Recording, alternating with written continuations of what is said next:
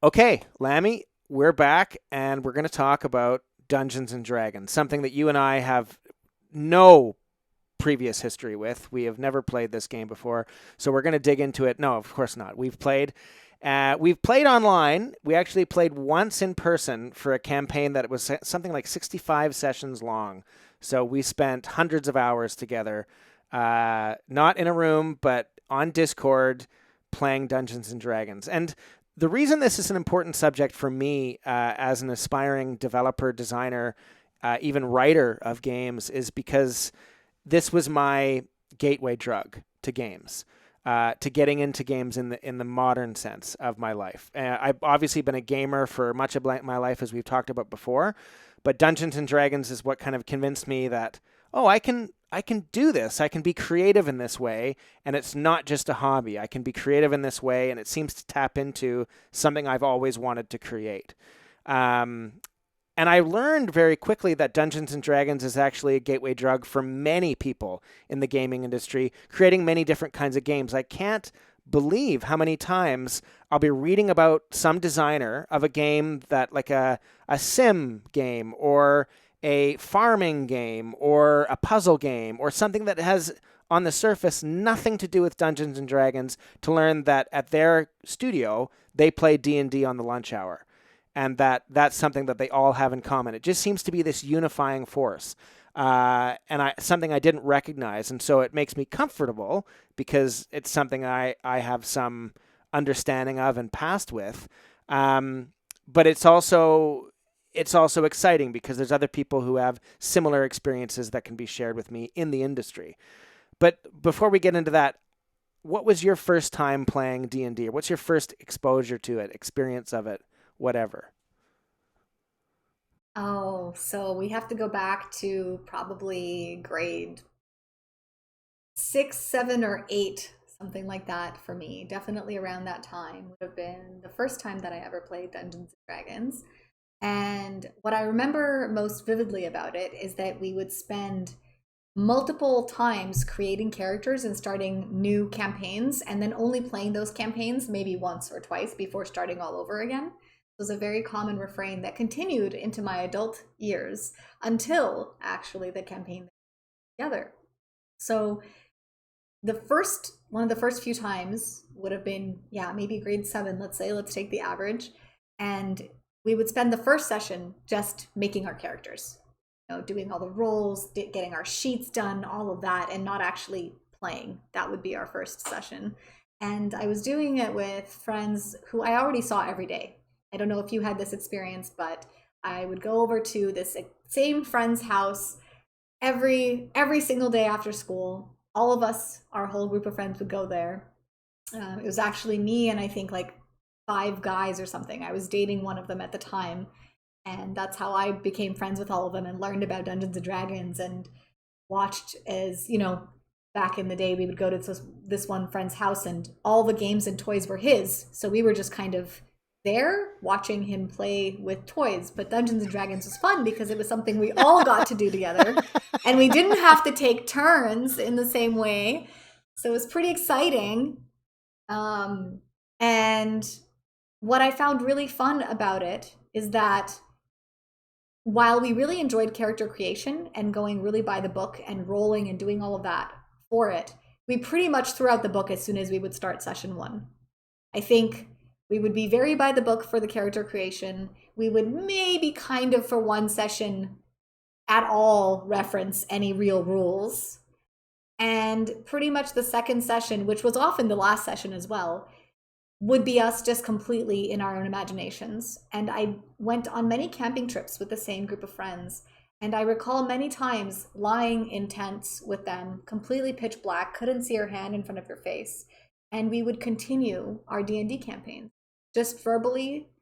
Instead of sleeping, we would just sit there and continue with those same characters. So even though we didn't really ever play for very long, it was really just a way and an instigation for us to role play and to play imagination. And that's really my first experience. What was yours? Well, I want to answer that, but before we do, there's a couple things I wanted to pick out of what you said before I forget. So first of all, um, I had a fantasy in the campaign that we did together where I was the DM for this campaign, and I wanted to complete the campaign with all of us. I knew it was never going to happen, with all of us in a cabin in the woods around a fire for like 3 days, just getting into it and finishing this thing together. It would just have been so wonderful, and the atmosphere of it too, of going camping, which is related to actually how I first got into D&D, is certainly camping at night in the wilderness. There's a definite association I have between D&D role playing and the wilderness at night, for sure at night. But the second thing was starting anew. You mentioned this, that you guys kept going back to a session zero and drawing up new characters and repeating that process. Am I correct to say that you liked that part, that it was enjoyable to create a new character? Yeah, I think probably we were around that age where kids stopped being so good at playing make believe. And I think that when we were in the city and we weren't out in the wilderness, you know, we both didn't want to follow the rules and play the game in the boring roll and read the book way. But I think we would get stuck sometimes and we would get maybe a little bit bored just trying to make believe when we were maybe getting a bit too old to really know how to do that anymore. Like, I don't know if you've experienced this, but kids are much better at make believe than adults are. And we were starting, I think we were in that age, we were starting to lose that skill. And I think that there's always an excitement at the beginning. At the beginning of any project, right? You have all these ideas. And when you kind of exhaust the initial ideas you have, if you're left with nothing and you can't summon up some more new ones, sometimes it's like, oh, but if I had created this other character, then I would have something new to role play. And maybe it was just our DM. I honestly can't even remember who DM'd. It was probably the guy whose house we went to, but I don't remember. I certainly never did. And I don't know if there was any plan. Like, maybe that was the issue, is just that there was never a plan for our campaign. And so it would fizzle and somebody would have another idea for oh, now I want to play this kind of a character, and we would start over. But as soon as we would get out into the wilderness, then even though there was no plan, we would just start using those characters as a starting point for just playing again. And I'm so surprised to hear that you had this experience and relationship with the outdoors and camping, because I've never heard that before actually from anybody else. Usually it's you're playing at your somebody's parents' place and in their basement, or right, and you're playing. This idea of starting, again, I will answer the question of how I got into it. I just wanted to focus on the starting thing, because this seems to be a chronic problem for a lot of people when they were teenagers, that they just kept starting over and over, whether it's they were losing the skill of make-believe, or they don't have enough discipline to learn the rules to actually keep going. And without understanding any of the rules, it just kind of falls off. As we know, if you are holding a meeting and there's no agenda, suddenly you're just talking about Sally's ice cream, and you've missed the kind of the point of it, the thrust, unless there's someone to kind of guide it along who's bringing their own agenda. And I ask this question because even though that might be true, starting over is so exciting and so wonderful. I love the idea of starting over. I love the idea of having another campaign with the group we have before and just starting over as new characters with nothing, and we don't know each other. Yes, there's a fascinating intersection of relationships and people and knowledge and history on session 50 that you're drawing upon. But to start over is such a neat feeling, and I think it's true with video games too. The sense of starting a new game. We talked about Slay the Spire recently. There's something so fun about saying, I'm just going to start over, and having no cards, except the cards you're given. And to know where you might go is so exciting. Yeah, I mean, for you, do you find that initial moments of a video game or D&D or whatever are exciting? And if so, why? What is it for you that makes it so fun at the beginning? I think the endless opportunity. I think it's the same for any project. It's all the potential opportunity, the potential. There's a lot of potential in the game. There's a lot of potential in a new project. And then you actually do it and you're like, it's about as boring as all the other stuff I've done, It's but I talked to you about that before, how every few years I'll get this hankering to play Warcraft again. It just purely for nostalgia, Warcraft 2. And I'll download it and I'll play it for a couple hours and be like, oh yeah, right. The nostalgia's there, the super excitement for the first 20, 30 minutes, maybe an hour, and then I'm like, yeah, like it's fine. But I've like scratched the itch. I don't actually feel the need to keep playing. And yet every time I do it, right, I'll feel like you get this excitement about it to open something up. And it'll happen with certain games, especially the ones that I'm really nostalgic for, where I'll really want to start and I'll be excited to start, but I won't hold my attention. It won't actually keep me engaged. It's more, I like the idea of the thing more than the thing itself. Yeah, it's totally. And in terms of nostalgia, it reminds me of watching, you know, dumb comedy movies from the 1990s that I thought were so funny at the time when I was 12 or 14. And I watch them now and I go, I could see why I thought that was funny. And I guess it's kind of funny now for a couple minutes, but half an hour in, I'm thinking, what am I? This is a chore to watch this. Like, I'm just waiting for the next punchline. And I'm not even laughing at the joke. I'm just wondering, what was it like to laugh at it 20 years ago? What am I doing? Anyways, so, which is actually an interesting segue, because at the time I was watching those dumb movies, I was being introduced to D&D. So I went to an all-boys Christian boarding school in rural Alberta, and we went on camping trips in the middle of winter. We went on long 3-week canoe trips. We went on hiking trips at the beginning of every year if you were a new kid. And it was very much married to the outdoors and to the wilderness and wilderness survival and the adversity of being in the outdoors with a bunch of other boys you barely know. That was kind of the ethos of the school. So one thing we would do is every year we'd go on winter exploratories, where we would spend 4 days in the middle of winter, January, February, in lean-tos where we would sleep, and we would go snowshoeing during the day and learn different skills. And it was hard because it was cold, minus 20 usually in the Alberta winter. Dry cold though, so not as bad. No, I'm just joking. The thing for me was that it was hard, but there was such atmosphere to it, like being in the outdoors in the middle of winter when all the leaves are brushed away. There's something that incites the imagination at that time. And I remember there were older students than me that introduced me to D&D on one of these trips. And we're like, yeah, we're around a fire. Okay. And probably just because we were bored and we had to have fire watch to keep the fire going all night long to keep the shelter warm. And I don't know, you can be a paladin, you can be an elf, you can be a whatever. And I was thinking, what are these words? And I had read a little bit of fantasy. I was interested in science fiction and fantasy, but had never been exposed to this game. There was no pen, no paper, no book, nothing. It was just a guy that had played before that was saying, okay, here's the adventure. Here you have 200 gold pieces. You can spend them on whatever you want, and you fight this monster. And it was just totally shared imagination. That's all we were doing. We were sharing a story together. We were role-playing, feeling goofy, but again, on the cusp, like you said, of being a child to being an adolescent where it's not cool anymore to role-play, but you still remember what it was like, so it is kind of cool. And I forgot myself in it, and I just fell in love with this idea that I don't have to just read a book to tell us to learn a story. I can tell a story right now, and we can share it together. And I was a creative kid. I loved making up my own stories. I would write stories and give them to other people or whatever. So that wasn't new for me, but the system was new. And when we got back to the school, we actually pulled out the pen and paper. And a few times over the coming years, we would try and set up a game and play. And it never really happened. It always fizzled out in the same way for you.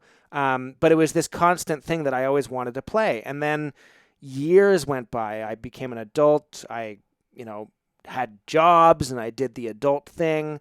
And it wasn't until my early mid-30s that I found a group of people in Kingston, Ontario who were playing, and I asked if I could join. And I think we only played for 8 sessions. It was a classic one of those things where 8 sessions in, it's going great, and the schedules conflict, and the DM just gives up because it's just too hard to pull people together, and it fizzles out. But I still remember walking because it was a 20-minute walk through downtown Kingston, walking to this guy's house, which always reeked of pot, and these associative memories of walking into the house and taking an allergy pill because he had like 2 dogs and 3 cats, and I would just be dead with allergies, but I didn't care because I wanted to play. And I loved it. And it was almost like taking back the time I had lost in my teens and 20s and part of my 30s. So that was my introduction, and that was the first time I properly played. And then the next time I played was when I ran the campaign that we did together. And during that campaign, I played other one-shots and other short campaigns with other people, so I learned a lot. But there was nothing like trial by fire like I had in that campaign. So, yeah, it's interesting that we have these stories that go back to childhood, and yet we find it fun to talk about and to play today. What is it about D&D that seems to have this crossover of ages, crossover of culture, crossover of people that draws so many people in and keeps us interested after all these years? I mean, I don't play Super Mario Bros. Anymore. Why do I want to still play D&D? And why hasn't it lost the magic? Maybe that's a question for me, but I don't know if you have an answer. Yeah. Speak for yourself. I'll still play any Mario game that comes out. Okay. Um, Would you play the original though, and like sink a bunch of time into it? I have actually. That's another one that every once in a while I, find some way to play it quickly. Again, it doesn't hold interest. I think the difficulty is that when you go back to something that you used to play, it's always those beginning portions that you play over and over again. And, like 3 hours in, you haven't actually played any of the content. Like I never owned a console growing up. So, and I didn't play computer games growing up. I always played at my friends' places. And so I had mostly have seen and watched other people play video games. So when Twitch came out, okay, this is a tangent, but when Twitch came out and people were like, I don't understand, why would you watch anyone else play a game? I'm like, did you guys never go to friends' houses? Like that was 90% of what we did was watch other people play games. But that's beside the point. It just means that I think you seek that familiarity, you seek that feeling, like you mentioned before, that you've had. And D&D, on the other hand, at least this time around, and when we played, it was a bit different. I mean, to be honest, I was asked to play by our mutual friend, and it seemed like, sure, why not be social? And like, why not? We were kind of had this budding friendship at the time. I didn't, he had reached out and thought that we might be interested to play. I didn't want to say no and not potentially have a new friends group. And, now here we are recording this, and I hadn't really met you before. So I'm very thankful. I think it was a way to stay social and to stay connected, which, as we've talked about with gaming, for me, even when I play video games, that is something that I do seek out. And Dungeons and Dragons, more than even video games, even though we were doing it virtually, it's an inherently social gaming experience. And that has value for people. Whether when you're a child, when you're being social and you add on the game is like, okay, we're going to hang out anyway. Let's, add a game on top of it. I think the adults is the other way around, where you're like, we're not going to see each other unless we have an activity or we do something. So let's make the activity and then we'll be social. And I don't know that the game itself has anything special for it, except that it's a sandbox.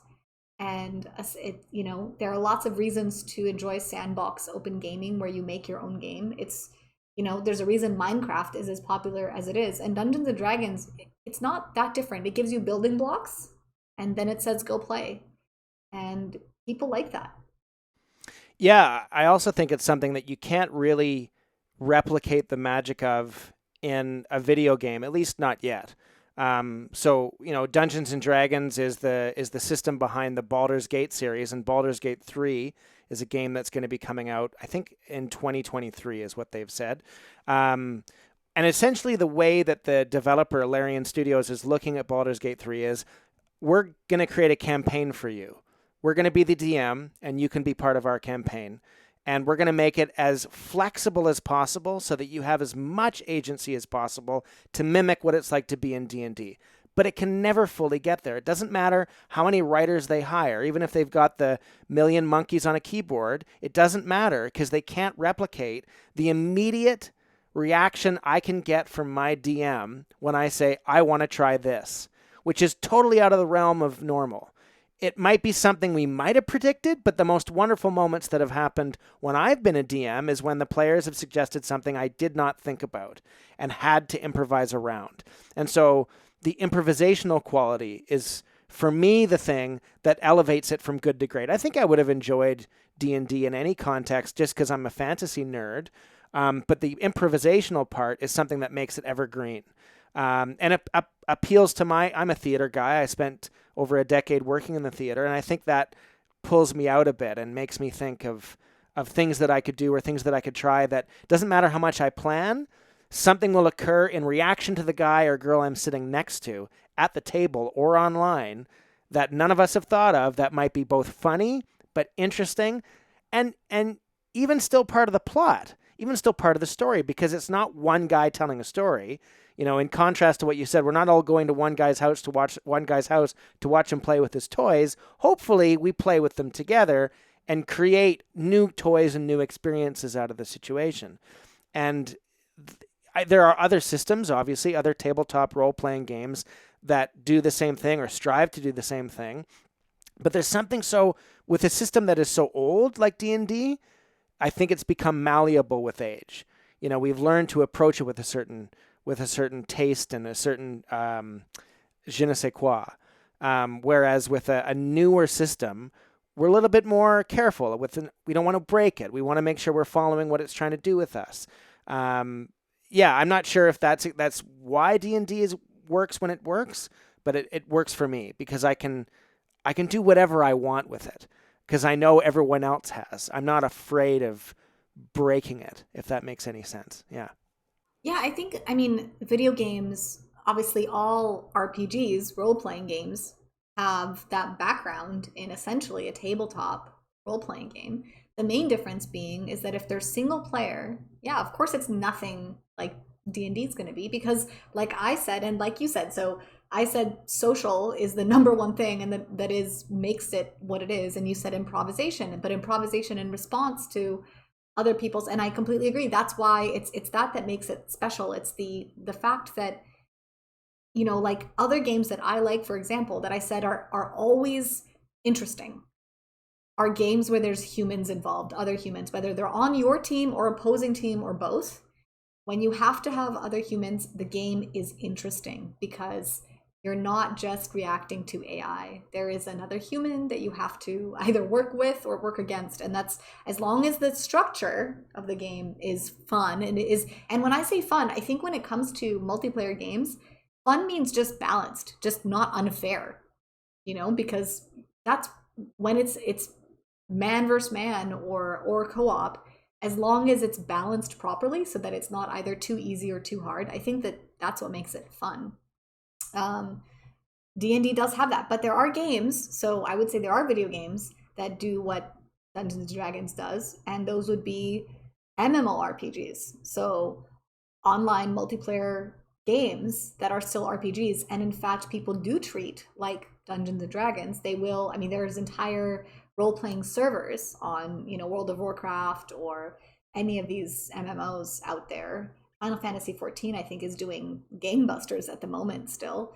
And I think it is that exact same Dungeons and Dragons feel where there is a story, there is a campaign, right, that you can follow with people, though it doesn't have to be. That's the one difference from Dungeons and Dragons. Even though it's multiplayer and online, technically you could play single player, and that does make it a bit different. But most people don't, and they will play with friends, I hope. Well, I shouldn't say most people. I don't know what the stats are. I guess a lot of the people, you know, it's usually common to at least make friends through the game.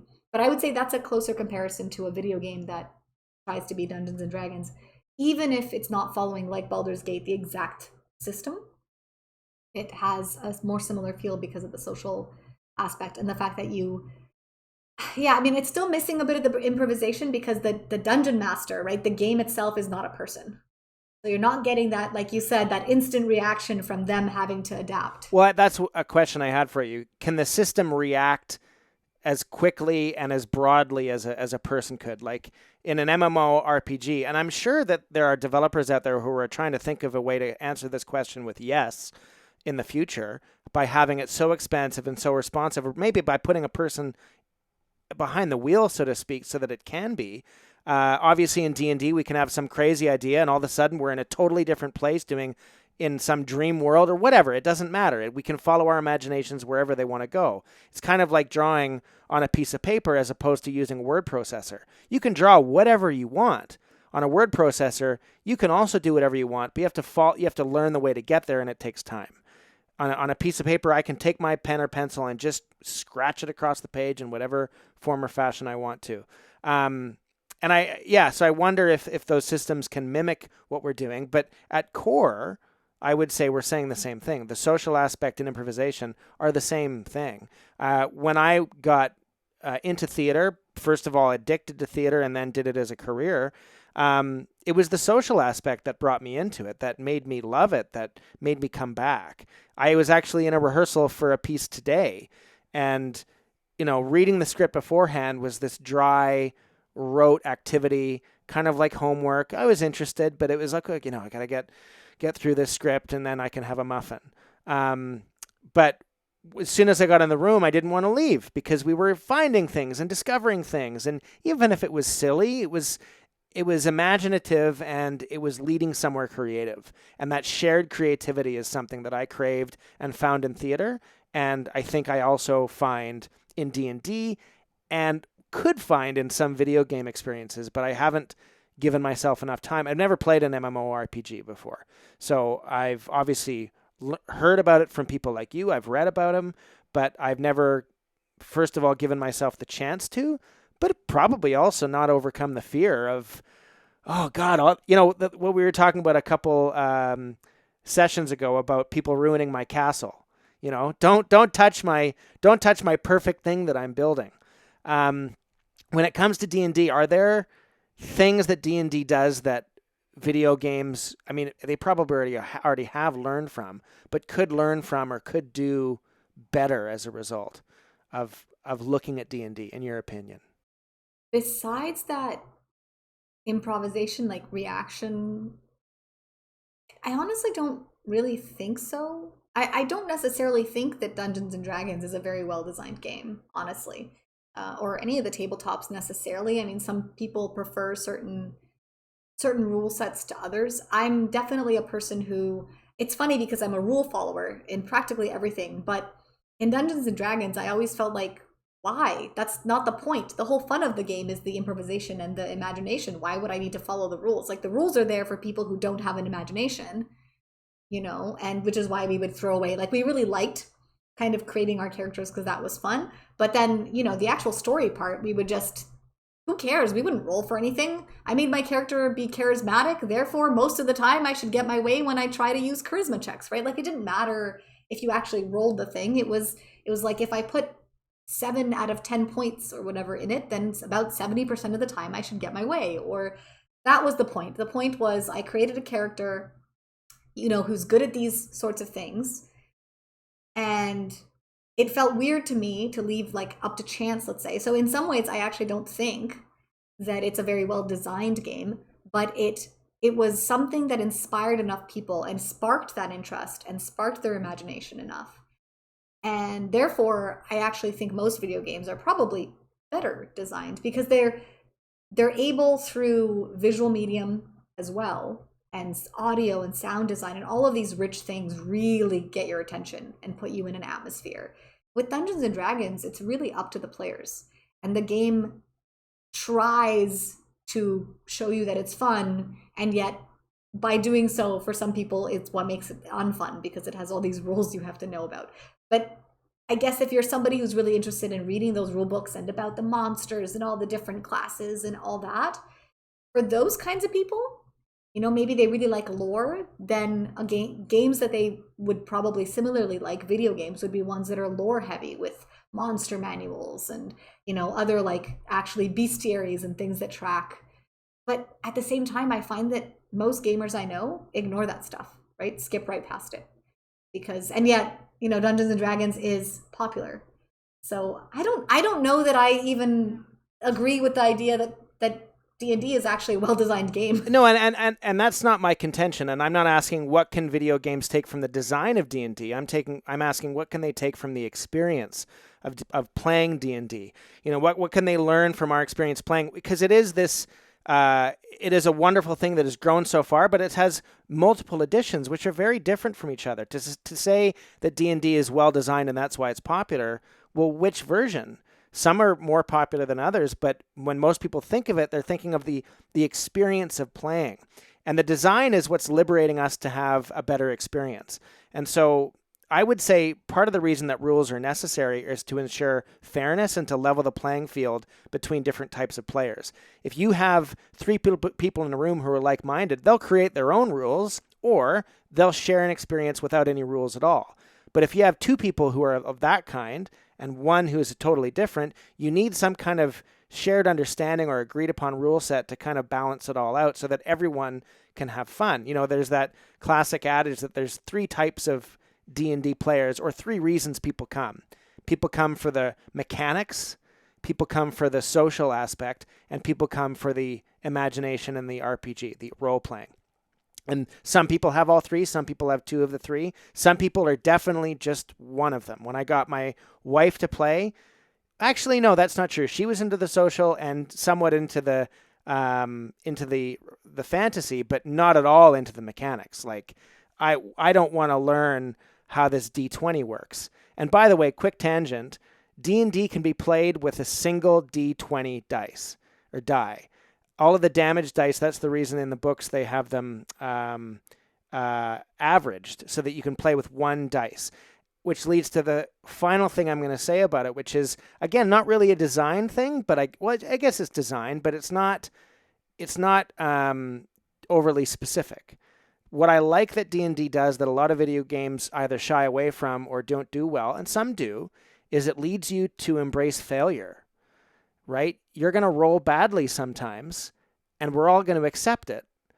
You're going to maybe die, and we're all going to figure out a way to accept that together as a group of people, not just one individual accepting failure in your Iron Man playthrough of whatever game, but we're all going to accept that that dice roll was bad and you failed on that check, which is leading to a better story, that the failure is a part of the story as much as the success. And sometimes I play games which are prodding me to be successful a bit too easily. This is actually a criticism of the game Cities Skylines, which could be seen as more of a toy, that a urban planner will say that this game is way too easy.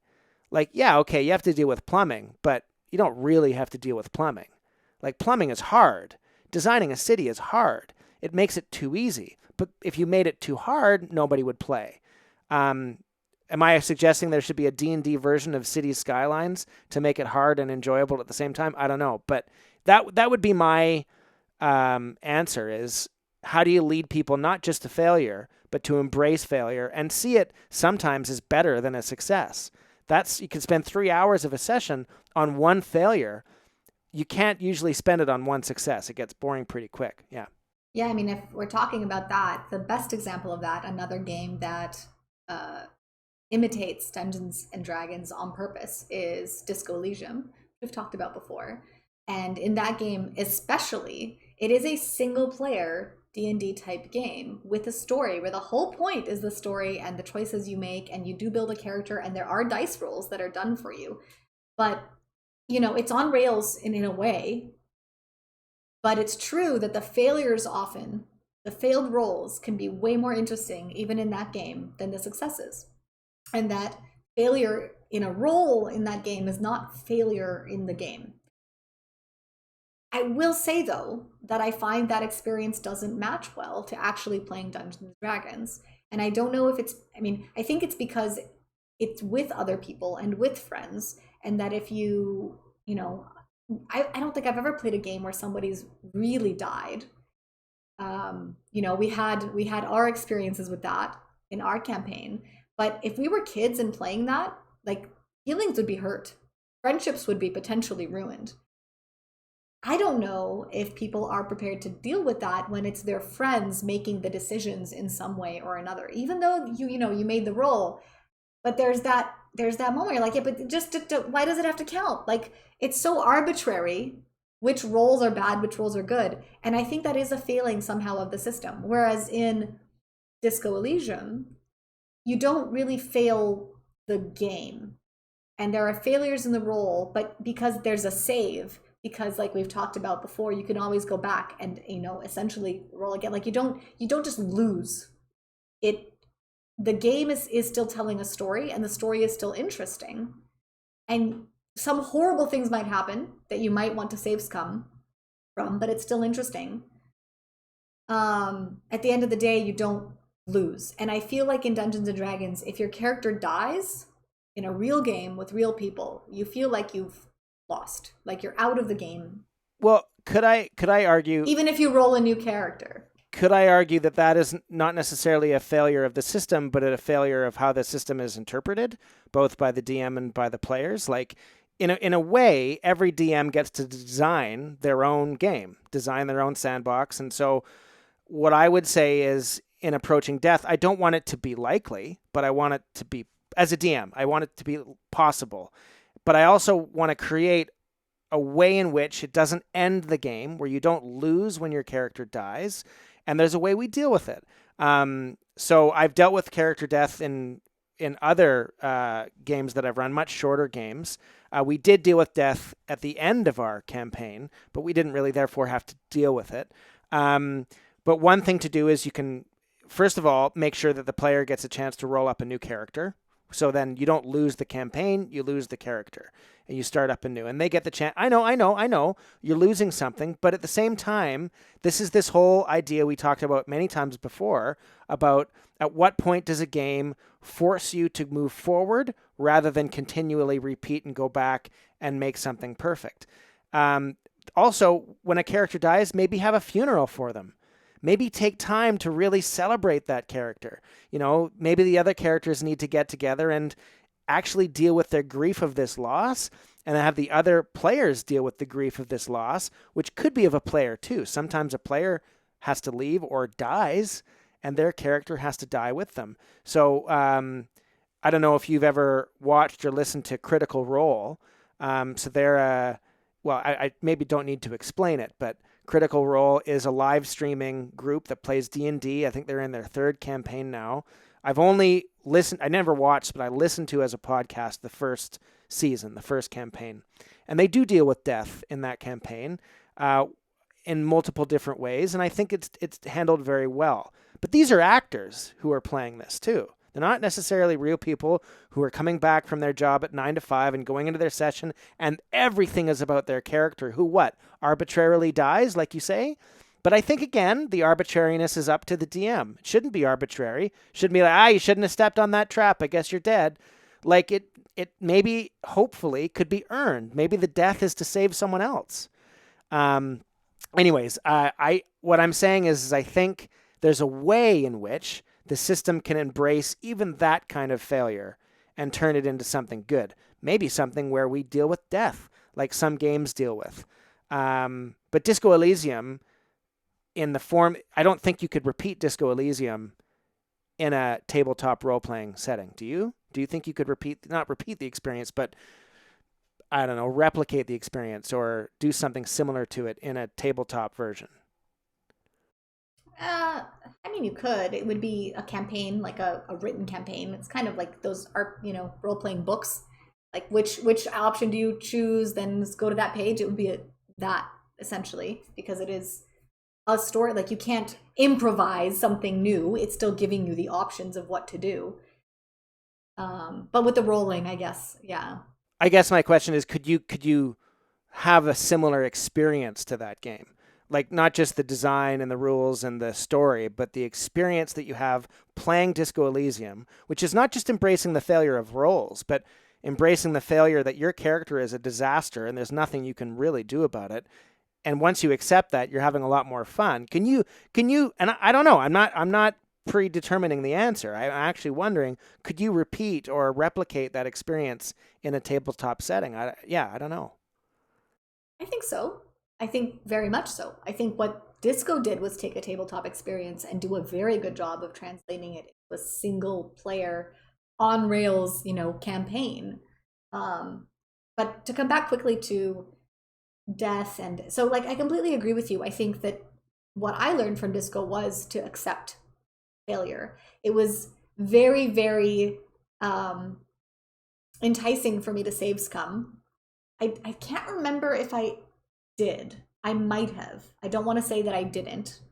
I might have, but I also think I just got very lucky. There were some very important moments in that game where had I failed, some really, really horrible things would have happened that I would have saved scummed for, because I couldn't live with myself if some pixels on the screen didn't have the life that I wanted them to have.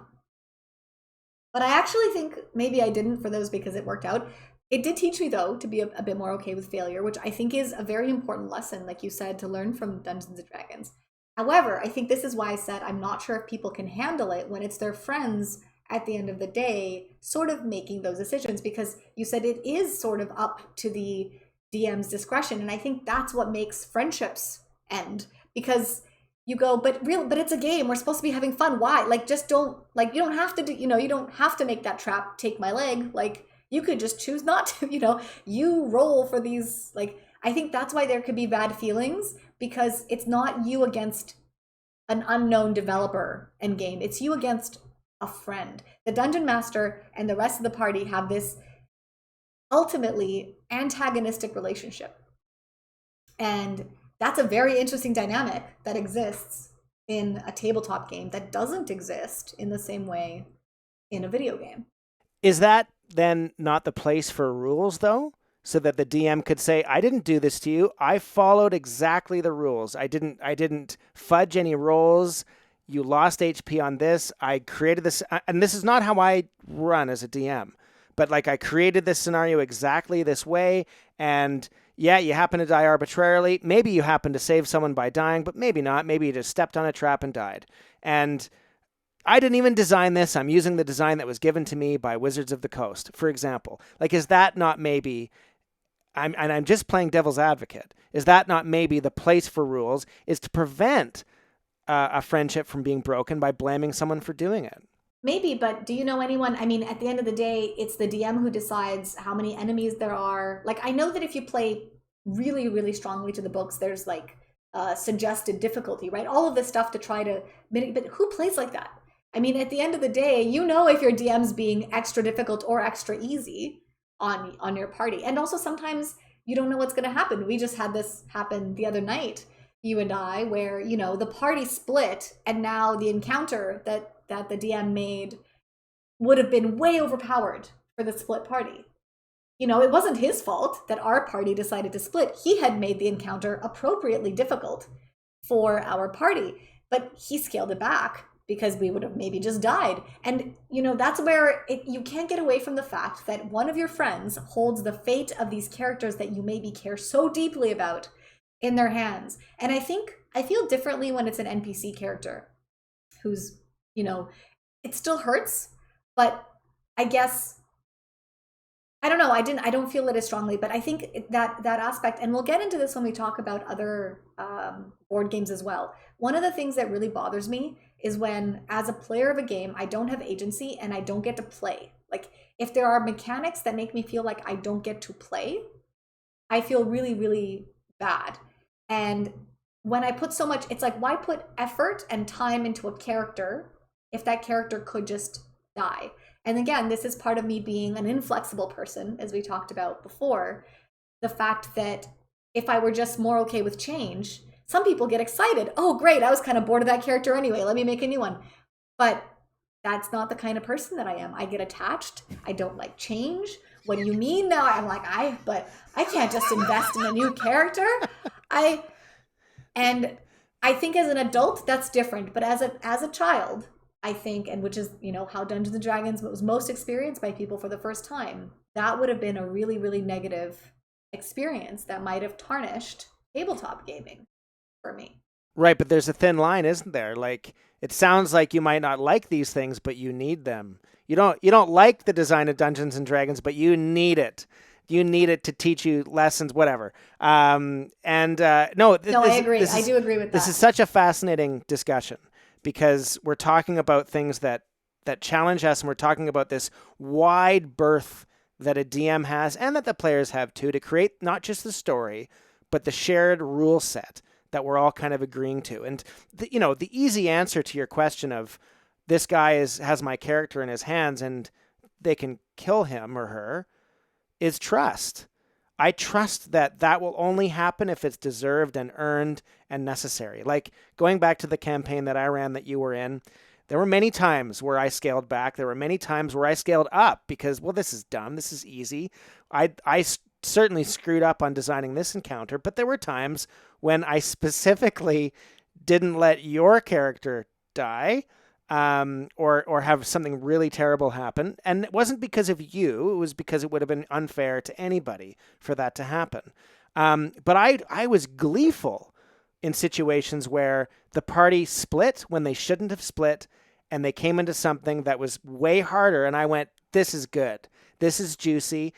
And, in a way, it's teaching a lesson. The first DM that I had in the proper campaign, when I played in Kingston, Ontario, the first encounter we ever had became obvious within 5 minutes that this was a lesson to us that sometimes we have to run away. It was a lesson from the DM to the players. You can't win every fight. Sometimes you got to run. And it was like, oh, he didn't have to tell us that lesson. He showed us that lesson in playing. And there's one more thing I'll say. Again, going back to our campaign, I remember, I think it was the first ever encounter that we had. And you said, so was something like, why are you making this so hard? Like, you're playing against us. So I think it was because I laid out the board, and this was early days. Like, I had a camera looking at a sheet of paper. Like, I was not using any digital tools at all. And I think you said something like, I think he's trying to kill us because I laughed or something. Like, I was like getting excited about doing damage to you or something. And I could see that it wasn't just a joke. It was also like, I don't like this DM. He's trying to kill me. And maybe it was, I don't know. And I just remember that moment of, yeah, well, that's the game. But also, ooh, yeah, I'm not the antagonist here. Like, I'm the guide. But I'm also the antagonist. Anyways, yeah, I thought that was a funny memory.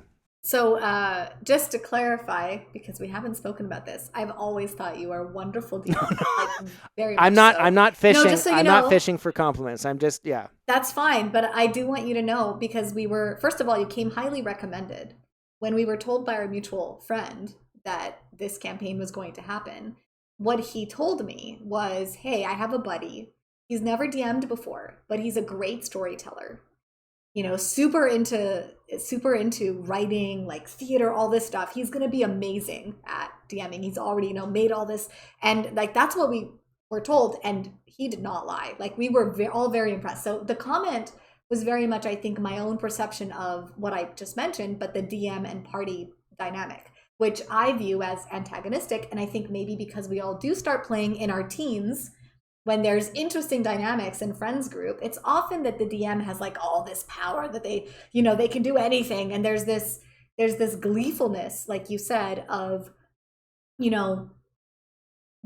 going to be difficult. And I have created something interesting for the party. And I don't think it's that DMs, but even the young ones want their parties to necessarily die or fail. But there is something when you're young about like, wow, I have this power over this friend group. I've been given this, and they need to respect me. And I think that is a dynamic that comes up often in Dungeons and Dragons, especially when people are younger and when they're first playing, that there is, there's often some friction around who gets to be dungeon master, because whoever gets it, they know they have this special role, right? They have a special place, kind of. They are running everything. They're the leader. And I think there is an inherently sort of antagonistic relationship, especially when you're young. I think that changes. That was my point, is going to say that once you get to adulthood, I think that the death is way less of a fear of the game not being found fun. Well, hopefully. I think you're totally right that this game is very different when you're younger. It might be a really great game to play to learn social skills and to learn about death and failure and dealing with other people's feelings. Like, it's huge for that. Working as a team to solve a problem, having obstacles thrown in your path that you didn't expect, and telling a story and being creative and thinking of new solutions and all of this stuff. But as adults, we're hopefully able to deal with these things a little bit better. And therefore, it's more fun when mature things occur, right? When a dark situation comes up and we have to deal with it as adults, that's kind of the kind of role play that we don't often do and maybe need to do more of. And I think, again, not necessarily the system itself, but the act of deciding that we're going to share an experience and role play together. The game that we're playing, you and I, once a week now with the same group of people is not Dungeons and Dragons. It's another tabletop role-playing game. But it's almost the same. It's almost the same flavor. It's the same experience when we show up. The dice are different and the way to ascertain success and failure is different, but really we're getting together to share in a story and have someone guide us through it. But you're totally right. Like as a teenager to be the DM, like it's a power trip that you're going to go through. And I don't know how I would have done. I probably would have been a real bastard.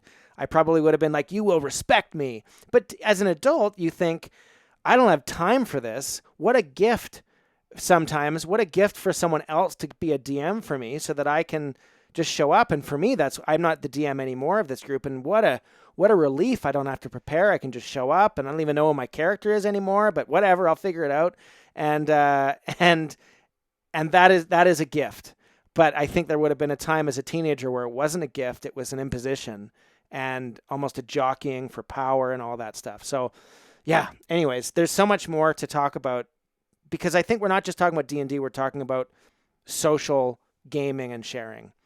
That being said, Lammy, we're at the end of our time. So if there was one thing that we hit upon or didn't hit upon that you wish we could discuss further, that maybe we will, what would that one thing be? So, yeah, I still think we should talk about board games and hopefully get to chat tangentially about Inscryption, because I have even more ways that it ties into what we've discussed so far just coming out of today. And I can't wait for you to experience it as well. But there are things we can still delve into that are more specific to board gaming, which is a bit different than Dungeons and Dragons, that I'd like to talk about. Yeah, I mean, it doesn't have to be tangential. I'd love to talk about Inscryption. I've played a total of, I think, 10 minutes of it, which is not enough, and that's why we talked about Dungeons and Dragons today. But I will play by the time we speak next. But are there other board games that you'd like to talk about? You know, for me, I don't know why, but one board game that I'd like to talk about is Axis and Allies. The reason being is because it's a very different experience from playing Dominion, which we talked about before, or Settlers of Catan. These contained 60-minute to an hour and a half experiences. Axis and Allies is a day. And the social element is very much present there. I think that's actually what makes it work in spite of what everyone thinks, is that there's this is what we can talk about next time, but there's a social atmosphere to this game that is forced upon us by the fact that it takes 9 hours to finish and probably 2 hours to set up, that we have to talk through this. And it's almost forcing upon us this byproduct of being a gargantuan game. So are there other games that you would like to address beyond Inscryption, Axis and Allies? Anything else that you'd like to talk about? With board games, I mean, I'll probably be bringing some up, right? We obviously talked about Dominion and I had some thoughts there. Really, I'll just probably be bringing up games that I think are examples of good design versus bad design in different ways. So, you know, we have to talk about Settlers of Catan because it probably reinvigorated board gaming for an entire generation. But again, let's save it for next time. So I'll probably be talking about a few different board games, probably more popular ones. Unfortunately, I haven't played Axis and Allies, and I know that Artie has. So maybe I'll get him to talk my ear off about it a little bit more before we next talk. Yeah, or you could just have me talk your ear off about it. I mean, the thing is, because it's such a gargantuan game, I've only played it 5 or 6 times in my life, and I've owned it for over so many times. No, but think about it, like for such a big game. Oh, for such a big game, yes, but like Settlers of Catan, like dozens and dozens of times, and I could play dozens more. It's just the ease of which it is played. But like the 5 or 6 times I played Axis and Allies were like rigorous. I had to schedule it and send the manual to people and get them to read it before we played, because otherwise it would have been a disaster. You know, this logistical nightmare that is on par with how wars are fought and the logistics that go into that. Yeah. But we're definitely getting into next Yes, week's definitely. episode. Okay. We will talk more then. Thank you again and see you next time.